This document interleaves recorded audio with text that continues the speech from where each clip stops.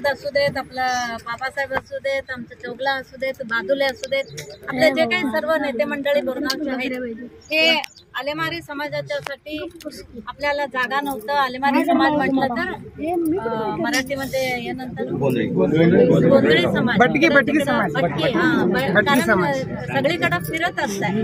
तुम्हाला एकत्र म्हणून एकाकडे असं हे नसतंय. म्हणून माझ्याकडे येऊन ह्याच्यात मी बादुलेला विसरणार नाही, कारण आपला बादुले सुरुवातला असताना त्याच्यानंतर शरद असू देत, सगळ्यांनी आलेमारी समाजाला जागा पाहिजे. कारण त्यांचं एक काहीतरी आपलं म्हणून स्वतःचं काहीतरी घरकुल पाहिजे म्हणून माझ्याकडे येऊन निवेदन दिलं होतं. आणि समाजाचे सर्व कोण कोण आहेत त्यांचं नावं मला माहित नाही, ते मुलं देखील माझ्याकडे आली होती. आणि ज्या वेळेला 2013 मध्ये मी पहिल्यांदा आमदार झालो होतो, त्यावेळेला हे प्रयत्न सुरू झाला.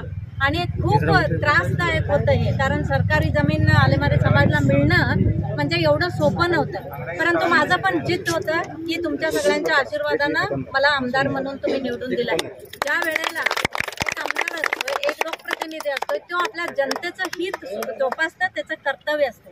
एक लोकप्रतिनिधी आपल्या मतदारसंघाचं सुख दुःख सगळ्यामध्ये तो सामील व्हायला पाहिजे असतोय.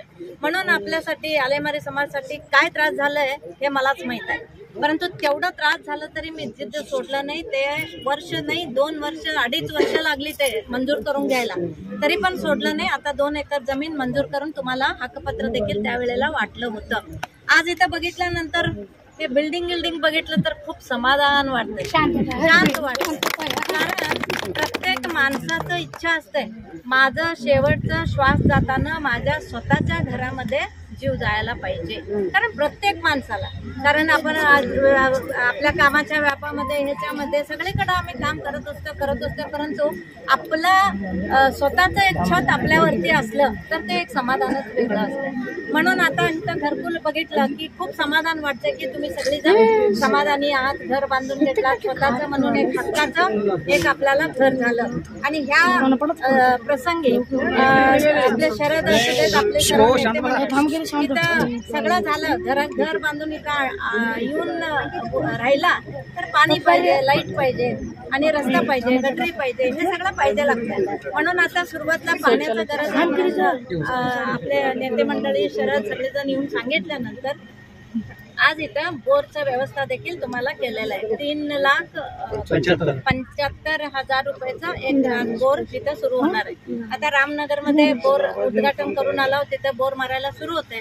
ते संपलं की इथं बोरची गाडी येऊन इथं देखील बोर आपल्याला होत आहे.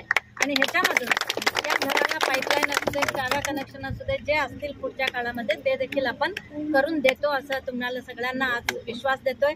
आणि इथं आल्याबद्दल तुम्ही सगळ्यांना एवढं तुमचा आनंदी चेहरा बघून मला खूप आनंद व्हायला लागला, कारण समाधानी आहे. म्हणून असं